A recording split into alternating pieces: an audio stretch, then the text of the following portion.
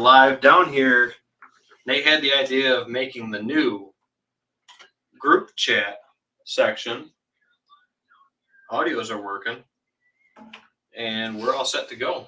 We got the deer mounts in the background. We should be having the video pop up live behind us as it's live. If you're tuning in over on YouTube, that's what you'll be seeing behind us if you want a little trippy action.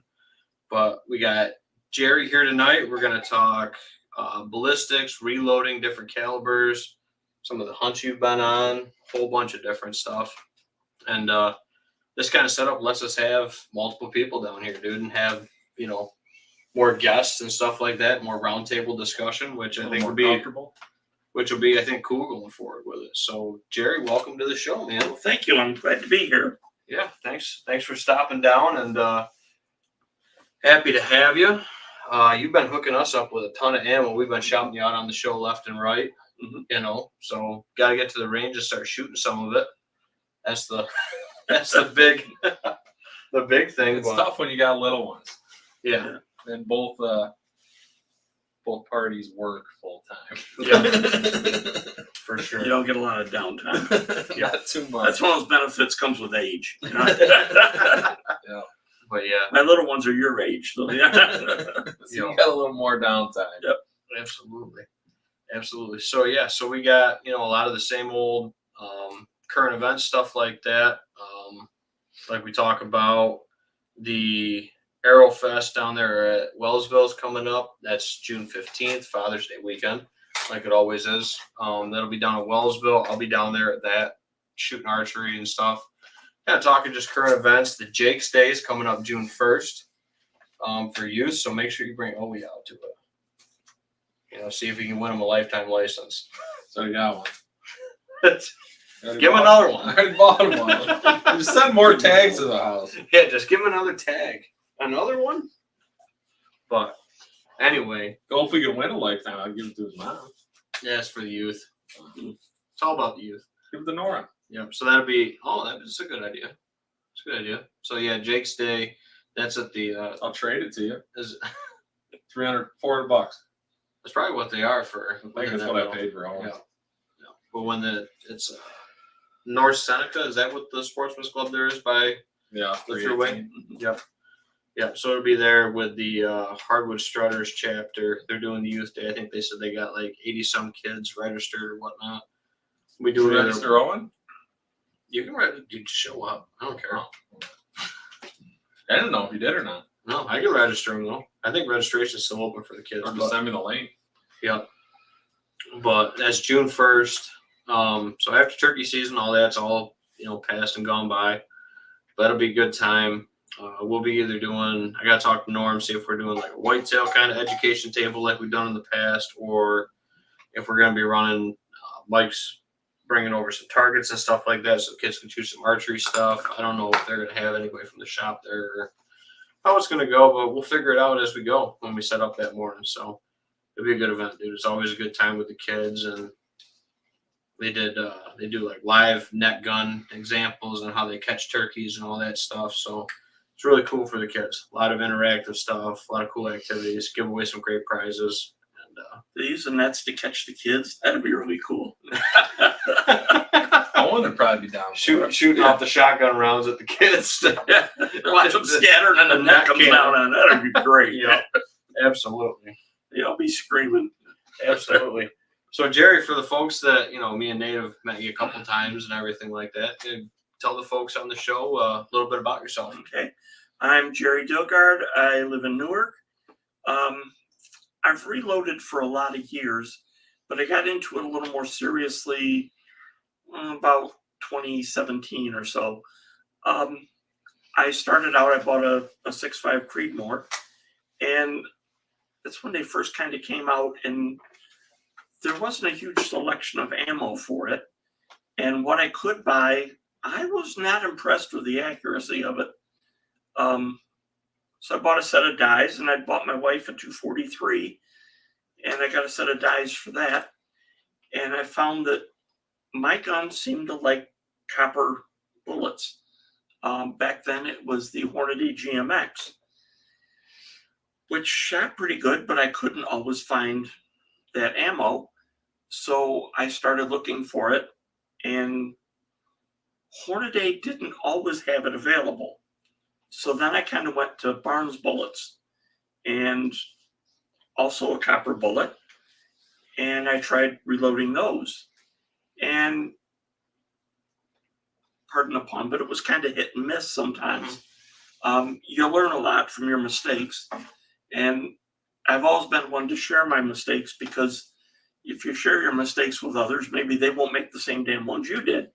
Unless they're like me. Yeah. So I Just keep cutting it up. I would have I would work up a good load, and my wife had never hunted before, so I worked up really good loads with both guns. And my wife had never. There we go. You're messing them up. Throw them with the And, trip. We got the echo going.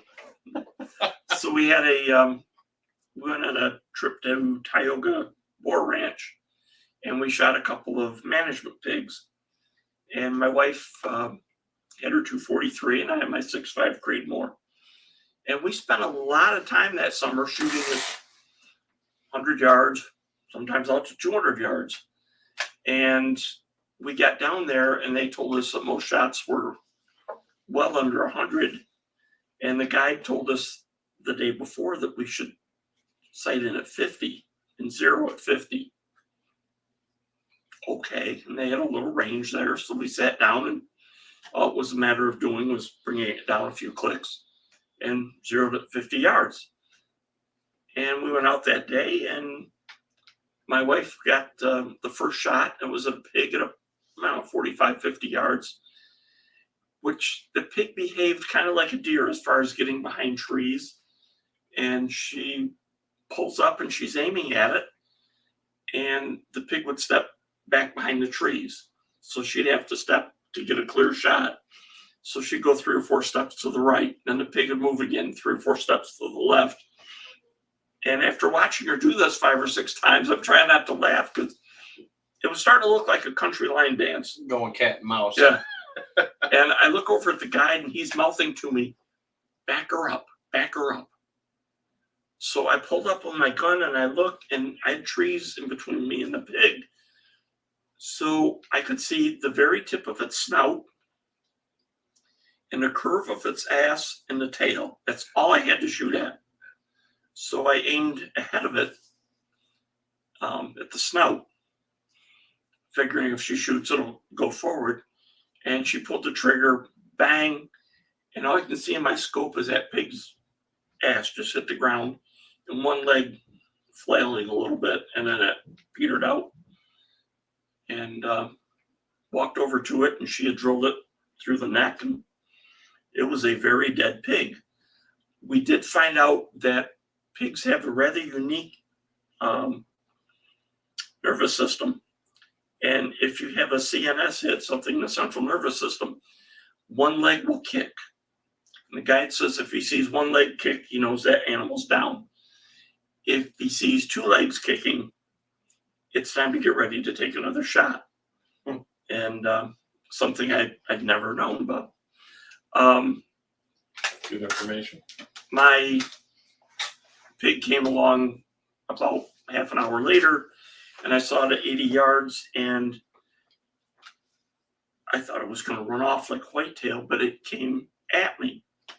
But being a lifelong whitetail hunter, I was used to an animal that could go 0 to, seems like they're 0 to 60 in seconds. Pigs are more like humans. They have to build up A little momentum to get going. So it kept coming closer and closer, and at about 40 yards, I realized it's charging me. So it just ticked me off. So I just stood my ground, and as this pig's getting closer and closer, about the time it started to go blurry in my scope, I got my safety off. I'm set to fire, and I hear the guide scream, "Get behind a tree!" And about the time he said tree, I fired, and the pig just went ka-flop. And my crosshairs were on its face, and that's about all I could see was a blurry pig face. And I hit it in the right eye, and it came up behind his left ear. So we didn't learn a whole lot about bullet performance from that, because it only traveled 4 or 5 inches in the animal, but killed it instantly. Yeah. The next year we went down and we both got Russian boar. A little bit bigger. Yeah.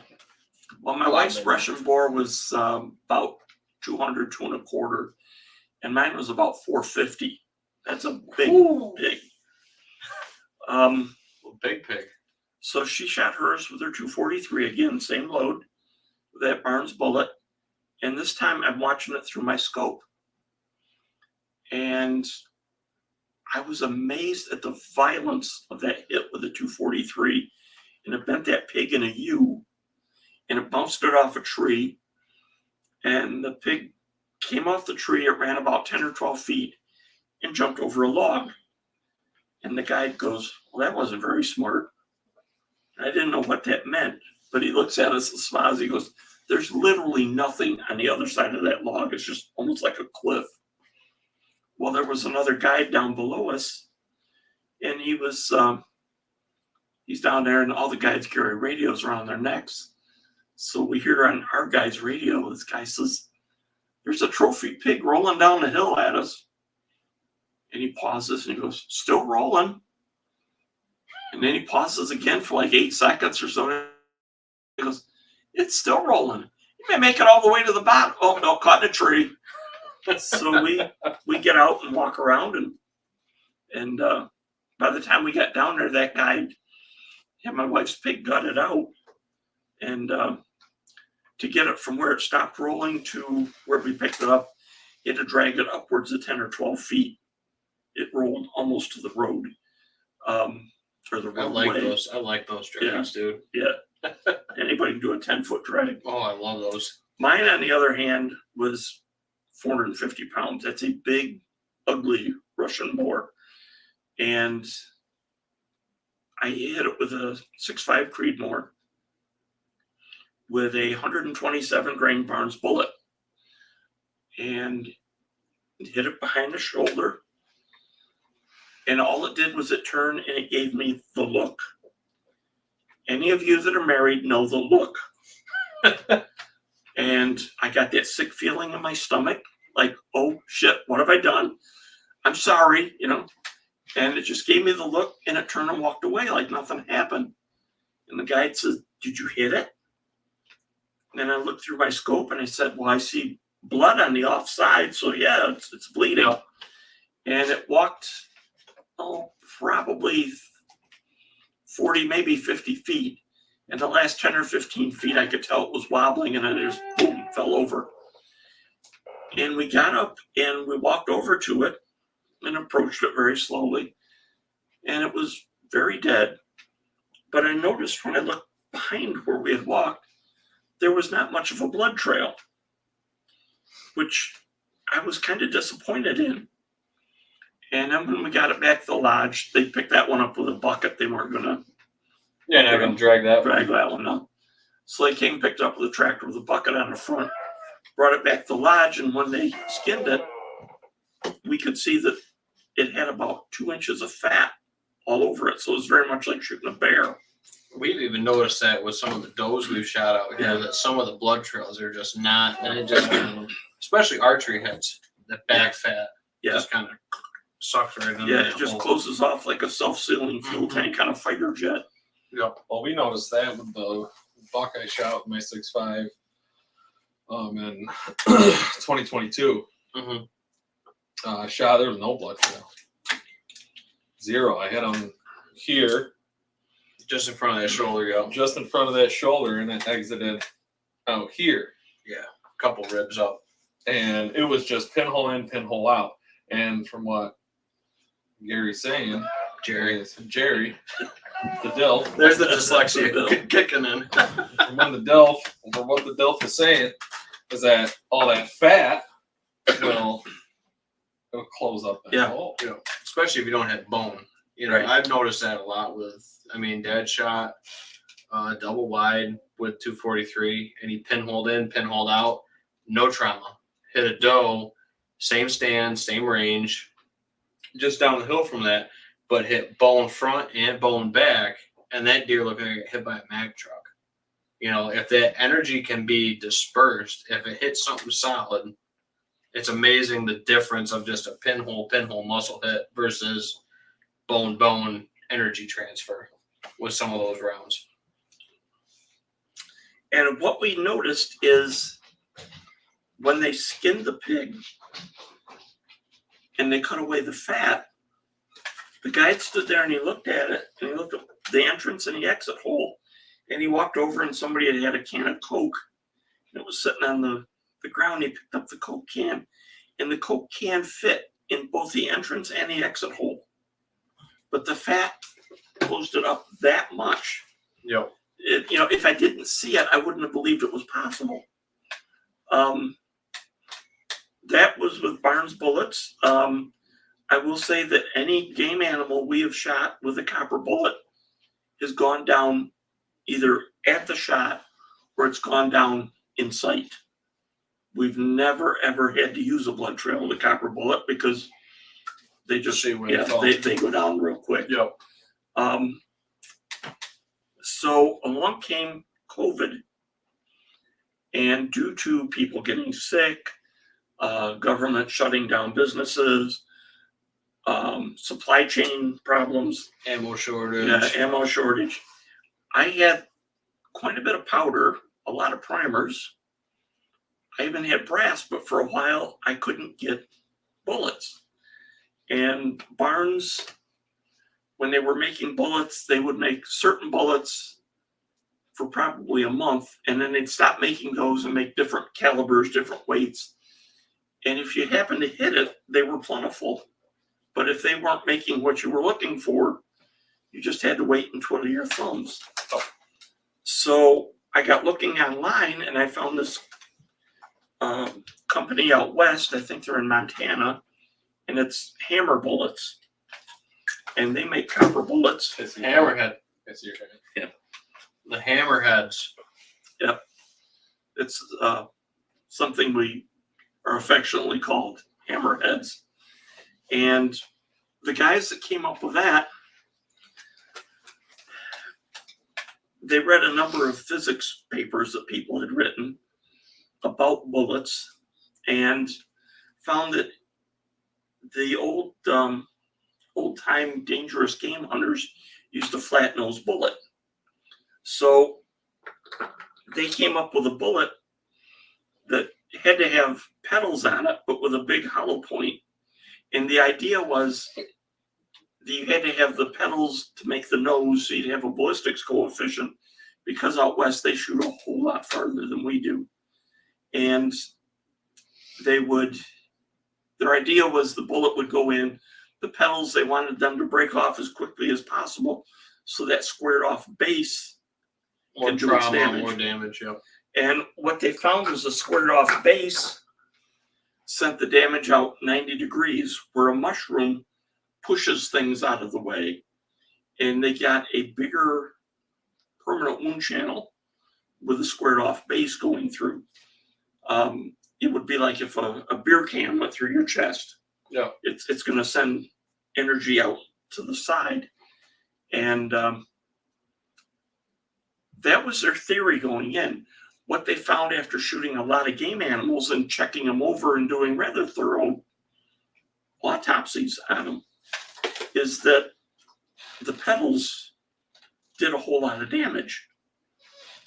And so then they started looking at getting the copper mix, right? Because it's got to be copper and Alloy or some whatever. kind of alloy, yeah. And it took a while for them to get that just right.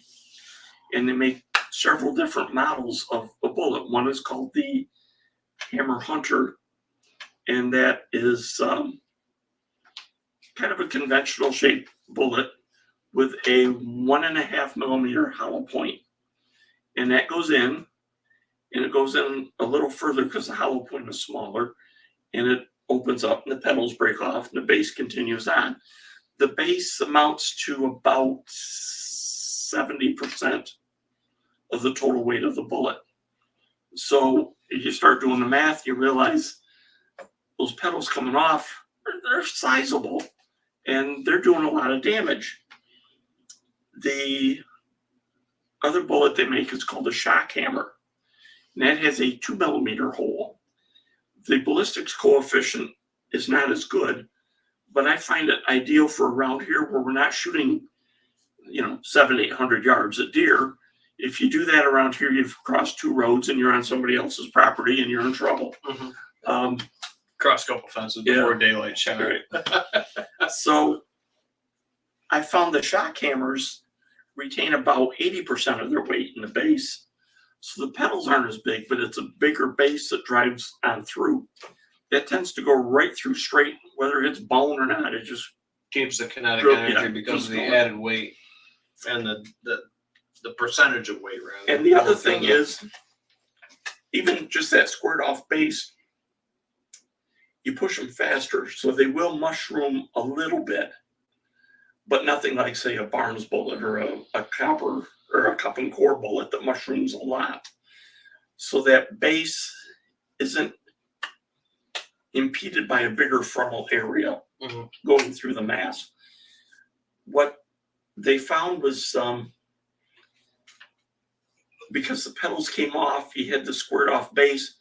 Once it got inside the animal, the shock was almost like an explosive shape charge, like on a RPG or something. Yeah, it's a repercussion. Right. And that back pressure power. So my wife shot a fallow buck this year with a 85 grain copper bullet in her Creedmoor.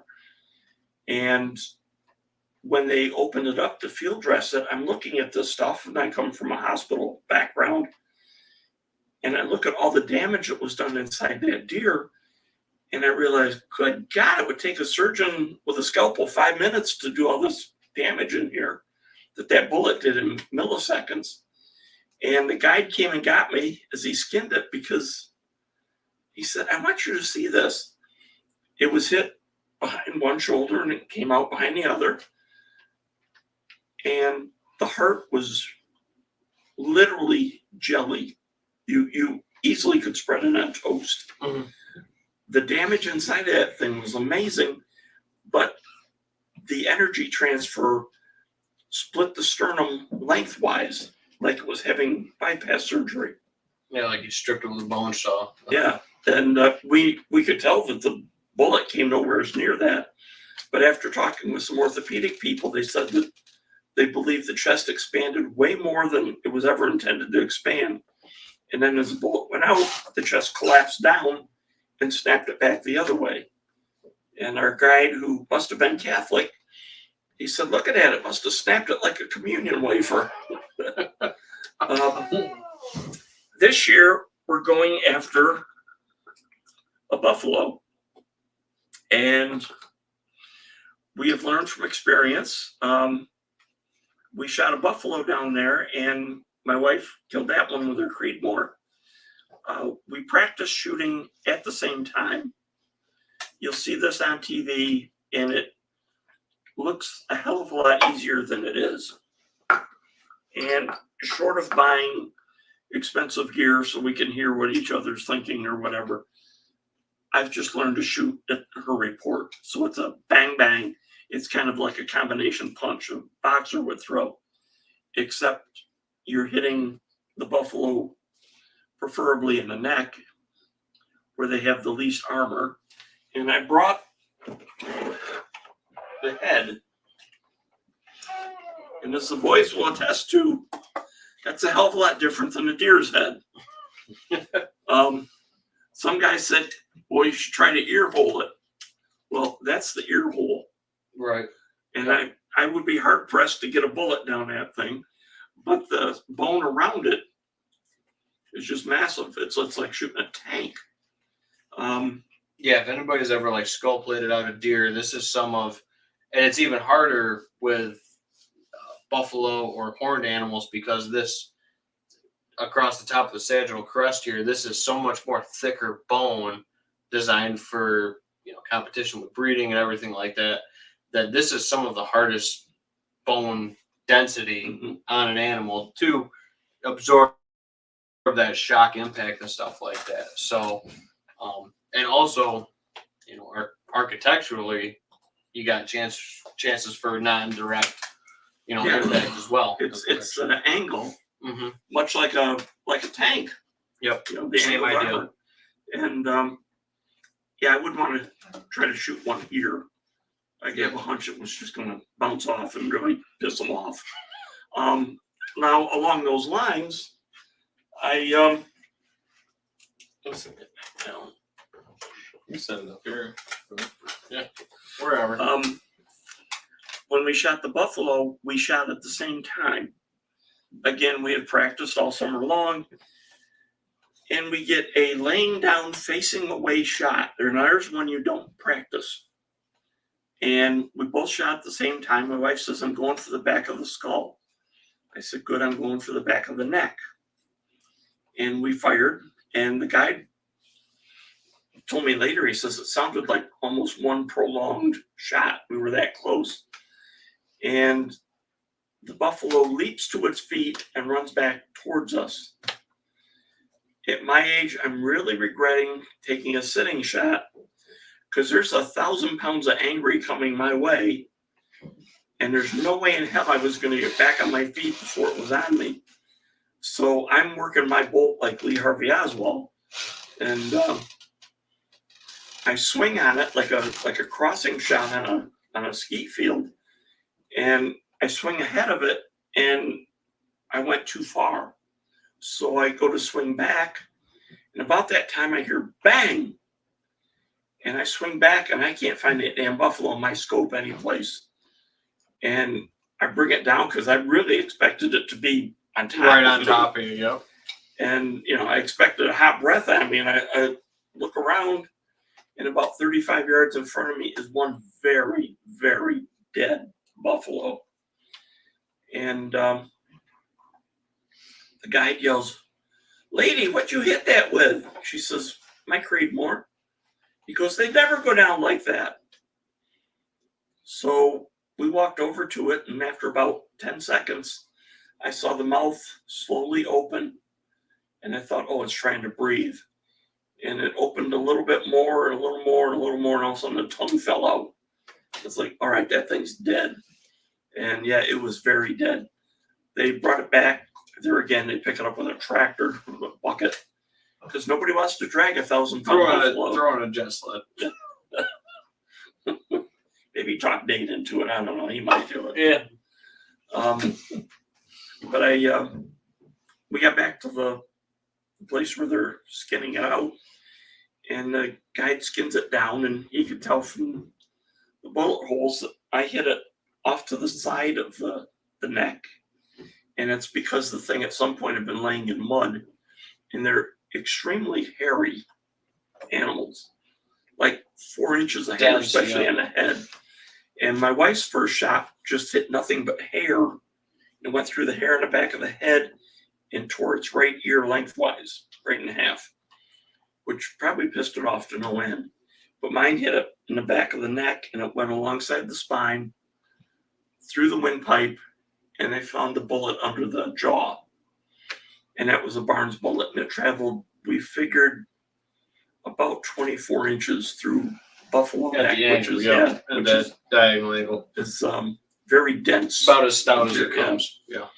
And it was a 168 grain bullet, and it weighed 148 grains because one of the petals broke off. But we found my wife had hit it in the neck. On the follow-up. Yeah, on a follow-up shot on the move, which really impressed me. And don't piss her off. Yeah, I wouldn't dare. So she's one of the finest rifle shots I've ever seen. She hit it, and it just went ka-flop. Well, we found out when they skinned it down and they went to cut the head off, they stuck the knife in and cut around, and then turned to walk over to get the saw the head off, and the head just went thunk on the floor. And we realized at that point she'd completely severed the spine, and all that was holding the head on was the meat. Very, very deadly bullets if you put them in the right place. Mm-hmm. And that's the key. Shot place, we preach that. Yeah. Mm-hmm. That's the key to Always. anything. Shot placement, range time, practice. I mean, Yeah. always preaching that, whether it's archery equipment or you guys did all that. Mhm. So this year she's going to use my 270, and I worked up a load. Now those were Barnes bullets on the Buffalo. Right. Before. This year it's going to be hammers. We're going Curious to see. with another couple. I'd like to see the 6.5 hammer bullets on it. I shot a cow elk with a 6.5 hammer bullet, 124 grain. What we've noticed with the hammer is if you get a very similar weight bullet, the hammer is always faster. Whether it is, with some bullets, maybe it's 50 feet per second faster. Sometimes it's 150 or 200 feet per second faster. And it has something to do with the ridges on the bullet. Hammer bullets are slightly oversized by 0.005 of an inch, but they're cut on a radius, so it's a curve. So there's less wind drag, less any. well, there's less contact with the rifling, Mhm. and it has you can push it faster while you're having less pressure in the barrel. And less You can pressure see on the radius on this hammer bullet versus the square grooves in the Barnes bullet. Look at that for the up close and personal shot. Don't mind my big, dirty hands. Oh, you're good. But yeah. So less contact with the rifling, which lets it spin, assumably, like more efficiently out of the barrel. Right. And the other thing is So it's almost more of like an O-ring groove kind of, yeah. in a way, an O-ring groove that has like radiuses on the high end. hmm Like it's a complete wave. Yeah, this is rounded on both ends of the cut. And they make those on a, I think it's a Swiss lathe. Yeah, Swiss machine. And they make a bullet like every 20 to 25 seconds. And some of the smaller ones, of course, they do it in like 7 seconds. But these, you The have to bigger drill grains, it yeah. first, and then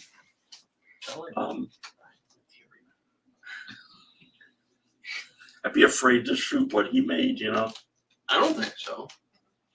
You should see some of the stuff he's made. He's made some high quality stuff for me. Well, I mean, it's SD card holders and name tags for our whiskey and stuff, but yeah. Well, yeah, you're not putting good it down stuff. a barrel going 3,000 feet per second, Right, just We'll get there. If he It's screws it okay, up, you you're not going to trust. put an eye put out. put the rifle up with Jeff and give it a pull with the long string. Yeah. Bring Jake over. Jake. Yeah, Jake will give it a rip. I'll shoot it. I'll make it and shoot it. You load it. Yeah. Copper bullets are more expensive. Won't lie to you, folks. Some of these are, just $1 for the bullet every time you pull the trigger, or some are even more. Hammer spends a lot of time and money testing their products. And the guys went to Australia last year where you can shoot feral animals that aren't feral animals in other places. They actually have feral cows. Cows, dogs, I mean, you name it. Yeah. I guess like billions of rabbits, kangaroos, wallabies, all this stuff. And the guys shoot like 300 and some odd animals altogether. And then they go in and see what damage it did. Damage autopsy them Yeah, out. yeah. Yep. Mm-hmm. And they came out with a new bullet that is a tipped bullet. And it drives the tip back in and spreads it. And that expands rather quickly, but it goes in a ways before it expands. And that's what you're after. You want it to be in the chest and then expand in the chest where all the important things are to hit. I brought one of those, and it looks quite a bit like a Barnes bullet. The only difference is the hammer bullets, they don't have the machine that puts the tip in the bullet. The press that puts Yeah. the little aerodynamic tip in the Right. end of it. Yeah. So they send you the tips and a little tipping jig, it's called, and it has this little hole drilled in the end of it, Dab with super glue and and then you put it. tip And you down. won't trust my bullets. You put the tip down in there, and you just wrap it with a rubber mallet or something. Yeah. And Just give it a tap with a mallet. Give it a tap with a mallet, It's but just the copper I'm not bullet. shooting these bullets. It's like that Longbeard XR that you say you talked to Jerry about. Like they had like a wad of freaking glue on the end of the shotgun shell. I was like, honestly, I don't know. Is somebody trying to spike my bullets or something? Making sure we miss that next jig. Yeah. Making sure we whiff that next. They glued all the shot together, so it makes it into a slug. Yeah, you told me that story. Yeah. I didn't know if you wanted to give away that secret to the world, but maybe next time. I'd be blowing his head off. I almost Ben did didn't last hear year. that story. You told me that story. Years ago, Oh no, he's gonna tell the world. in That's Alaska, there was a guy that was stuck in a trapper's cabin or something, and all he had with him for a weapon was a shotgun. And he had planned on shooting grouse. I guess they're all over the place. You shoot them out of trees and stuff. Grouse and partridge up there. Yeah. Yep. So all he had was birdshot, and he was just surrounded with bears. He didn't dare go outside. And he's like, I have like number 7.5 shot and bears. What am I going to do? And he sat there and he thought about it, and he took a shotgun shell apart and he dumped the shot out and he melted a candle and took the wax and mixed it with the shot and then took it by spoon and put it back in the shell. And then he pushed the crimp back down. And he made up like 5 of those. And he went outside and a bear came after him. And he got to about 30 feet away. And he goes, here goes nothing. Shooting the bear in the face. And he shot and he hit it in the chest. And the bear ran off, but it died within sight. And he realized when he looked at it later, the hole going in was about the size of a rifled slug, but it went in as one piece, and then the wax gave way, and that bird shot that would have lost a whole lot of energy and been little tiny pieces of shot hit the bear, and it came apart inside the bear. Mm-hmm. And that's kind of the theory on these bullets. It goes inside and comes apart. Right. And it causes a big shock wave. In that case, I think it's like what you call it, reverse kinetic energy. I'm not an engineer, but I would say it's almost direct kinetic energy from impact. Not reverse. It's just it's straight on direct kinetic energy impact. I mean, you're taking full, pounds per square inch and just driving that home, and then in a little the area, energy, and the energy disperses. Yeah, inside. 100%. So the pounds per inch just drives. So I've had this happen to me, and whether it was this exact situation or not, this was my theory on the situation. I love theories. And I had a deer. It was in the woods. I had my rifle, and I've heard this before, but I didn't really believe it. And there was some limbs in the way, but it wasn't like brush. It wasn't thick brush. And I had my 243. So I pull up, I get on the deer, right behind the shoulder, exhale, squeeze the trigger, goes off. Nothing. The bullet went off. The deer just stood there. Okay. Rack another one. And as I'm getting around the second one, the deer takes off.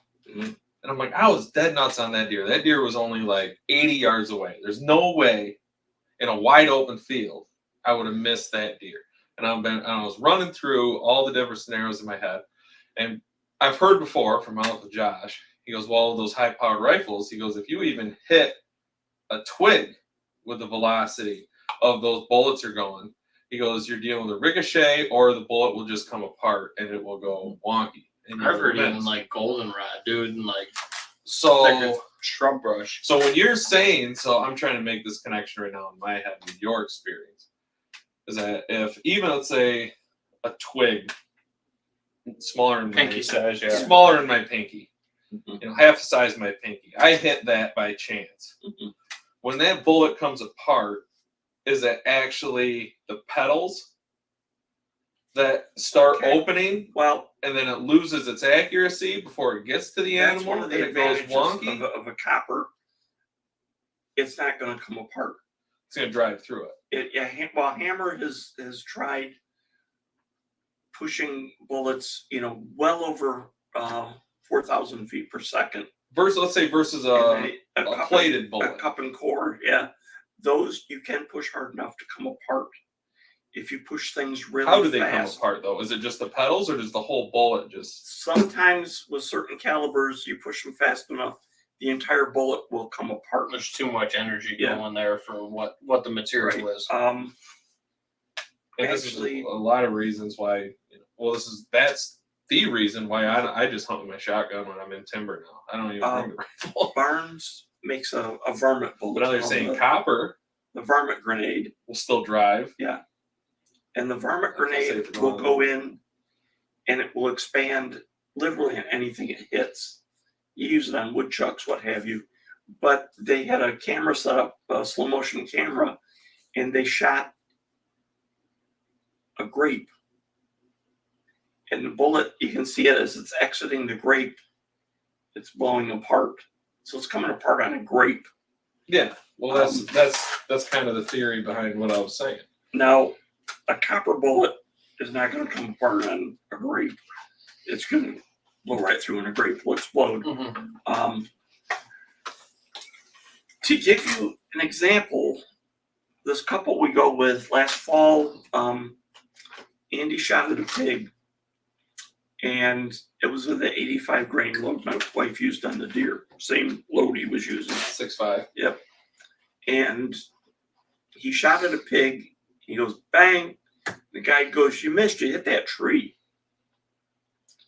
And it was a white pine. It was probably 5 inches in diameter. And the pig kind of waddled out. It's tough to say what they do because, they just walk different. Whether it was waddling or I like waddling. It was staggering. I like whatever. waddling. We'll do waddling. And Yeah. it went about Wow. 30, 40 feet, and he fired again, drilled it in the neck, down it went. And when the guide went over to gut it, he goes, what's this? And he puts his little finger in a hole back here. I go, well, he shot it in the neck. So I went back, and sure enough, that bullet went through that pine tree. And I think I have a picture of that. It hit the What it was the 85 grain. hammer hunter. So it would be more like a Full Metal Jacket. No, it's just a regular copper bullet. Same Hollow one, point? Yep. That's And- impressive. That's the exit wound on the tree. On the On the back exit side out of the pine animal. tree. And And you could see hair from the pig. yeah. So I went back and I looked, Show the people. and the We're making Nate work for us I got it. tonight. Got to show Ben's mom. you could see the there was blood there. Mm-hmm.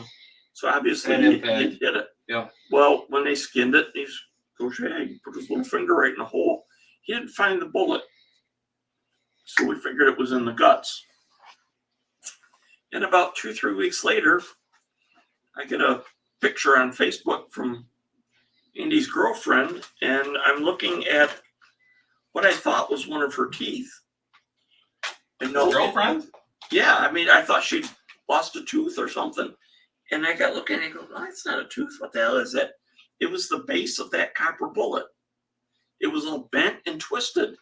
And she got it in a piece of meat 3 weeks later. So when it went Oh, through the that's tree, right. it morphed. Yeah, it flattened out, it bent. And it kind of Yeah. And it went into the pig. transferred a piece of it. Yeah. Now how pliable is a copper bullet versus a plated? bullet. Like when you shoot it, obviously the energy and the heat do something to it. Copper is going to be more firm because the center of it isn't lead. Lead's a very soft metal. It melts pretty fast. The copper bullets will hit things, and in the hammer case, the petals will break off, but the base stays pretty damn solid and just drills right straight through. I saw a film of, I think it was the guys from Hammer that shot some plains animals out in Africa, and they shot a big, 300-400 pound warthog, and the guy shoots. Of course, they have these ungodly calibers, and one, I forget. 7mm mags. Like No, I'm talking big stuff. Big. Yeah, Super big. These Wildcat calibers, and I think they neck down a water heater to Try to 7 fit it millimeter or through. something. Yeah. A truckload of gunpowder. He shot this warthog at probably 250 yards, and it was a plains area, so it was very flat. And you could see something kick up on the other side of the pig, and it kicked up like 3 or 4 times, very much like a stone being skipped across water. And I thought, man, that's the base. It just kept going. If anybody has a cat, one of my favorite pastimes is I take the litter jugs that the cat litter comes in, and I fill them up with water, and I set them out 100 yards and shoot them. It is amazing the difference in like that 85 grain hammer. It just blows it to smithereens. I actually found those pictures from Dad's 243 buck versus Dad's 243 doe. Same stand. So that's entry. Yeah. No bone. Exit. No bone. Pinhole. And then there's a doe. Yeah. Entry on transfer. Exit on transfer. Mm-hmm. It's night and day. So, and then we were talking about it. So the doe ran about 75, maybe 80 yards. The buck ran maybe 10 feet. Mm-hmm. So my mom, and her medical background, says, I wonder if you hit that little vagal nerve. Just, you're talking like a micrometer measurer. Yeah. Of a vagal nerve pinhole through him. Yep. He went about 10 feet and died literally on the deer trail about 10 feet from where Dad shot him. Yeah. Bill ran about 80 yards with complete carnage on both sides. So, but the energy transfer, both shots killed the animal, obviously, but the energy transfer capability of a bullet helps you significantly. Like, obviously, there was no blood trail with that deer. He didn't go that far. But that doe, it was dumping. Like, there was so much just, like, straight, what do you want to call it, pounds per square inch of damage that was just done. And she was just dumping on both sides. It was easy. To follow her, it was like paint can. With a 243, and people were like, oh, small bullet, small caliber. It's like you said, shot placement, Yeah. shot is everything, but. And it is definitely different if you hit bone versus for energy you actually transfer. hit something solid. Now, What that bullet does. last year I shot a hind, which is a female red stag, Mm-hmm. and that's the exit wound. That's probably the base and a couple of petals that came out about 1 inch apart. Yep. Split. Let me show the people. Well, here's Show Ben's map. that's the entrance. Exit. Yeah. No, that's the entrance wound Well, that's entrance, From- impact, energy from transfer. this bullet Yeah. transferring that much energy. That's 30 out of 6. Actually, I've shot it out of a 308 last year, and I hit it at an odd angle. So I think what happened was it got under the skin and expanded because Found it something, traveled yeah. a ways. It expanded because when I shot, I could see a lump in my scope about half the size of a basketball. It looked like half a basketball. It just bulged out on its side, and it kind of crumpled a little bit at the shot, and it went about 20 yards and was down. But yeah, that's a hell of a lot of energy transfer. Yeah, that's. Can we show Carnage? We can show Carnage. I don't think. Well, Facebook hasn't taken us down yet. Start me with the entrance. And this is a 308. Explain the bullet You again. know, that's This is the entrance, or that's the exit. exit as the pedal energy is already dispersed. So that's exit, and then if you swipe the other way, This is That's- a hammer. Yeah. Yeah. 308. 143 grain bullet. It's made for a 30-30. Yep. So like the exit is after all that energy. So you think of it like, you know, in raw terms of a train hitting a brick wall is what you're doing. You're putting a bullet into a brick wall. This is your aftermath. This is your 100 yards down the track versus that's impact. Yeah. Right there on the screen that folks are seeing right now. That's that impact of that freight train of power, kinetic energy transfer into that animal, making the most effective kill possible. And then the side benefit is the right type of bullet, making the pedal dispersal to hit other vital parts. If you make a somewhat maybe marginal shot or whatever, could transfer more carnage damage to other parts of the I animal think you're going to have a smaller track with to make a more obviously- effective track.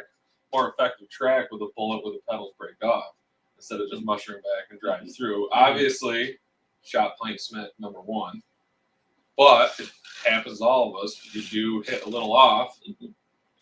Those pedals breaking off are going to help you. Okay. Mhm.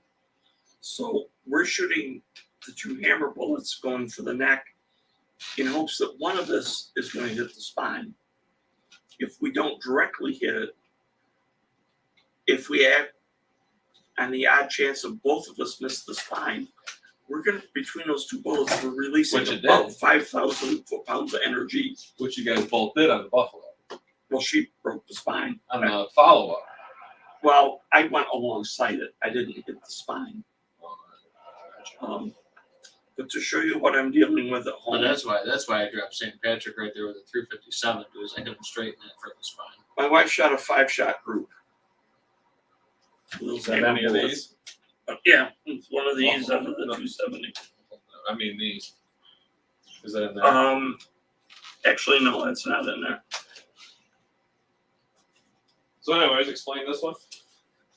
So that's a 5-shot group out of the 270. And before she fired the 5th shot, it was basically a caliber wide hole. Yeah. So she Thumbnail size group. I mean, when you get 5 shots and you cover the entire 5-shot group with a dime, and you can see no evidence that there was anything outside of Yeah, it. we've been there at the range. We've been like, I don't know where you hit. And then we get down there and it's just like, oh, you like kind of keyholed it. Oops. Sorry. And then I shot it my 243 with that little there with the 88 grain shock hammer, and I had to take a shot. I had Just clover leafing it all day long. and I had a shot down here because I had a once in a lifetime trophy bumblebee land on my target. It was probably a 5.5-year-old 180 class bumblebee. Would have made a great mount. The Should've passed it. Booner Bumblebee. Yeah. He needed another year. So I was a little high and a little bit to the right with my group. I hadn't shot the whole group yet. I just fired 1 shot. So I knew I was a little bit high. And I aimed at the bumblebee and I'm trying to go a little bit below him. And you have to do these calculations in your brain as you're squeezing the trigger. And just as the trigger broke, he just disappeared off the target. But I put the fear of God in him. And one of these days I will get a bumblebee. Yeah. My son loves watching me the carpenter bees digging in all the wood buildings. Mm-hmm. My son gets a kick out of me out there with my hat, trying to knock him Swat down. him And out. so he rolls around laughing. Get a little salt gun. Yeah. That's what somebody was telling me the other day.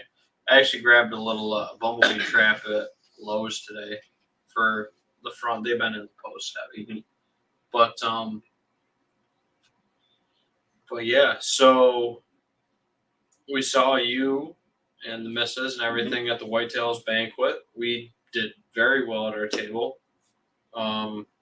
Nate and Liza brought home a gun. I brought home 2 guns. Well, me and my wife brought home 2 guns, and then Tim and his wife brought home 2 guns. And I got 4 sets of earplugs. And you were getting, yeah. So, and we were getting mother huckered a little bit, dude. Like Nate was like when they won because they won their gun on the general raffle. I won mine on my dinner ticket, and then it was another gun board raffle or whatever, and then Tim won a couple guns. But people were like, God damn, who are these like, Whitetail Properties guys or whatever over here? But that was a great event. I look forward to doing that again next year with, I think they're the Ontario chapter is what they're based out of. Lake Ontario Lake Ontario chapter. But that was a good time. Apparently they've been doing it there for the last 12 years or so.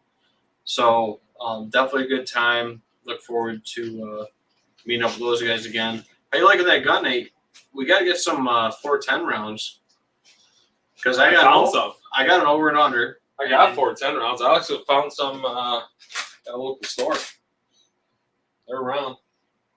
Yeah, 410 is one of the ones that kind of came back on when ammo was getting tough to find. Well, everybody, that's the new rate. Kind of like 6.5 was Creedmoor was a huge rave. 410 turkey hunting now is like a huge thing. Mm-hmm. Tungsten loads and yeah, everybody's all about it. Yeah. No, it's a pretty sweet gun. I won you won the, was it Stevens? Stevens 301. Mm-hmm. Wow. Liza won it. Happy Mother's Day. So I just got, sentimental. well, and then mine, I got the Puma, which is by, I can't remember the rifle company right off that makes Puma. Legacy. Thank you. Over and under 410 for that, which I would love to go shoot some bunnies with that, dude. Some bunnies or some grouse or something. The gun's sweet. It's just, I didn't realize how much, like how stiff a brand new over and under is. Yeah. Like just gotta like run it. Yeah, and like over and over and over. Like crack it. Like almost like you're like, it's crazy. And then I got that Henry 22.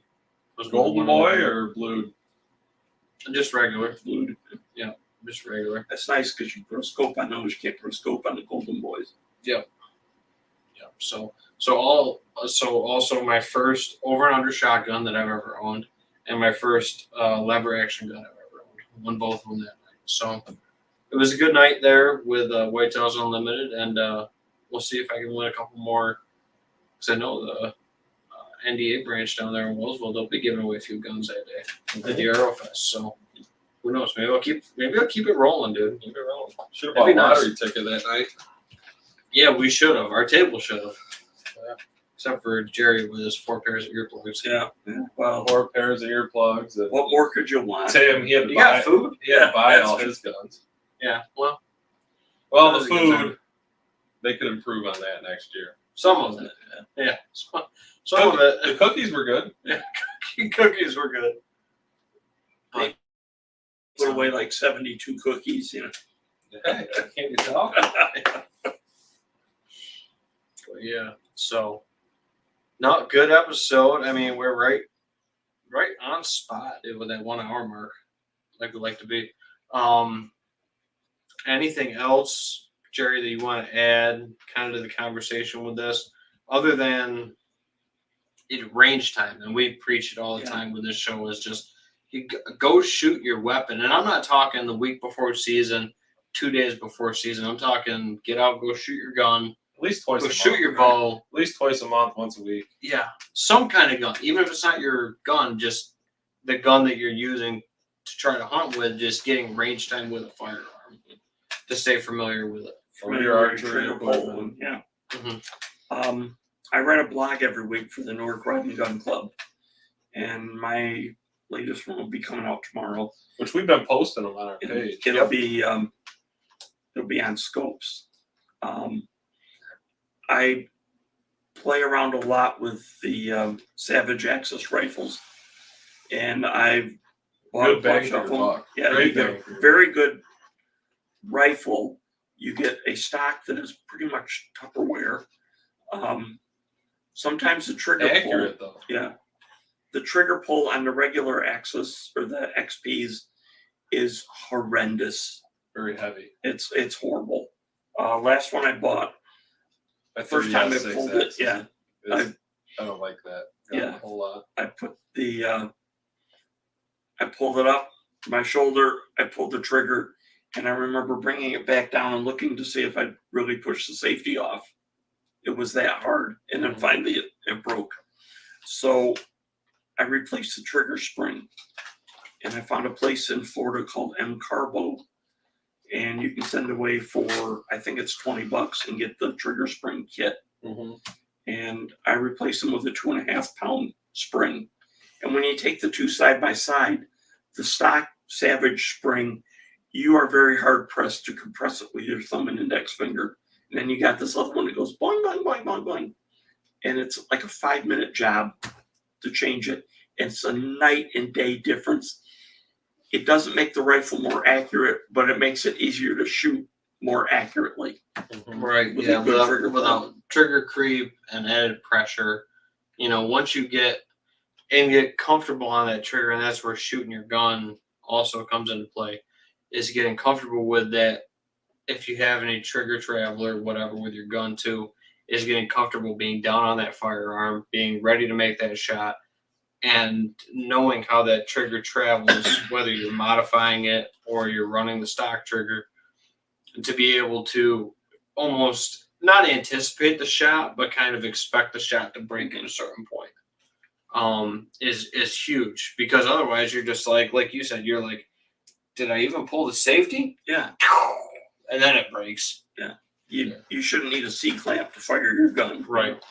And those Savage Axes, there's so many customizations out there that you can do for them. Both of mine, I have a Savage 30-06 Axis, and my 243 is a Savage Axis. And like you said, basically a throwaway stock. Yeah. They come with. I actually went out and bought laminate Boyd stocks. Yeah, I have one coming. Thumb hole stocks. You messaged me about it, and that was a world of difference too. And just to have that thumb hole, and you can hold that gun to your shoulder, kind of, it's Pull it right in, feel it snug. yeah. I love my 30-06. I'm still not too fond of, and they have so many different colorations and stuff that you can make your gun look pretty sweet and get a lot for a pretty decent price, a couple $100. I've ordered, what's that new one they've got? The Spike Camp. Mm-hmm. And what everybody says is when you take the plastic stock off and put the Boyd stock on, it changes the balance of the gun because the plastic stock is so light, it puts all your weight out front. Yep. And I've got my Creedmoor's got the bull barrel. So that really puts the weight out front. Way out front. Yep. It's like you're toting around an anvil on the end of that thing. So with the Boyd stock, it's going to put the balance back at least under the magazine. And which oddly makes it easier to hold one-handed because you got more weight to the back. And I'm impatiently waiting for it to come because how long did yours take to come? A couple weeks. Yeah. That's what they're saying it takes. And I got. And make sure you Yes. get the right magazine. Yeah. Size for it. Yeah. Because I messed up, had to return one because I got the large magazine instead of the small one. Yeah. For the Short 243. action, yeah. Short action, Yeah. long action. I was looking for magazines for the 30-06. And I tried going through Savage for like a year. And they never had them in stock. And one day I was on Facebook and I always get the ads that come across from Midway. And they were advertising them at Midway. So I got out of Facebook and I went to Midway and geez, they had them. So I ordered two. Yeah. Yep. Yeah. My 243 is a Savage. That bolt action I got for There's a Hannah. Model 11. I think so. Got the Accu trigger. Yep, Aggie Sugar, the little creeper. I got that for Hannah if she ever wanted to start shooting, or I guess at this point Nora wanted to do deer or anything like that. 243 is a great round when it comes all the way from varmints all the way up to whitetail. Yeah. It really is. If you're matching bullet size and bullet performance to the game you're hunting, it's a really good round. Low recoil. But yeah, that's a good rifle. I have it in there. I still haven't killed anything with it since I bought it this year. Maybe. It's just so much easier to shoot a light recoiling rifle better than a hard recoiling rifle. I can shoot little tiny groups with a 243. It's tough to do with the .6. Yeah, because it's got a little more mark. You know it's coming. Yeah. Yep, everybody knows it's coming. But yeah, so again, like we talked about, Gerry does his post every week on the Newark Rod and Gun Club page. We post it most weeks. If we don't, we apologize. But we try to get it out there to you folks every week on the podcast page. If you don't see it over there, and just shoot them a join invite, and you can see it right over there on the Newark Rod and Gun Club page. Yeah, we gotta get over the Newark Rod and Gun Club. I've never been over there. I've been to like Buckhorn, Clyde, a couple of the other local ones, but I've never been over the Newark Rod and Gun. So Got a very nice setup. Yeah, let's meet you over there and throw a few rounds downrange. Yep. I'll bring the 6.5 and bullets. We can play around. absolutely. Looking forward to it. So, yep, perfect timing. Well over 1 hour. Anything? Last comments? Ads for next week? You're going to try getting the fan favorite Jesse on. Yep. Do a Depending on turkey his, season wrap up. Depending on his Delivery. we got situation. a pretty good turkey story to tell. But that we went on over the weekend. But depending on his little one, whether she's here or not, or what his situation is, whether he can be on or not next week, it's kind of we're playing it by ear. Yeah, it'll be We'll try to almost, get him on. be almost the turkey season wrap up. We'll be like 1 or 2 days after that, but it'll be pretty wrapped up at that point. The way turkey season's been going, I'm about wrapped up with it anyway. Yeah. So, thank you, Gerry, for coming down. Glad to come on. Appreciate having you. Thanks And if for, anybody has any questions for ammo or reloading, let us know. We'll get you in touch with Gerry. Or just go find his blog. Yep. And, Absolutely. Yeah, appreciate your time and you filling us in on some of your knowledge, Absolutely. sharing it. And let us know what you think of the new,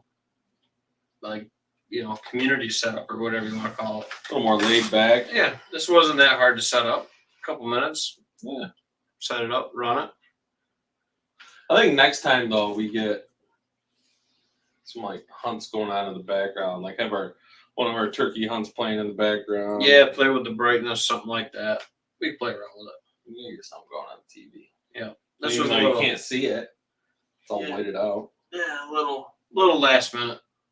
We'll figure it out. We'll get it going. So thank y'all for tuning in. 100 Proof Whitetails. If you like this, let us know. And check us out on Spotify, Apple Podcasts, any place you listen, and YouTube. And subscribe to the channel and keep us growing it. Yeah. Appreciate it. Catch you guys all next time. See you. See you.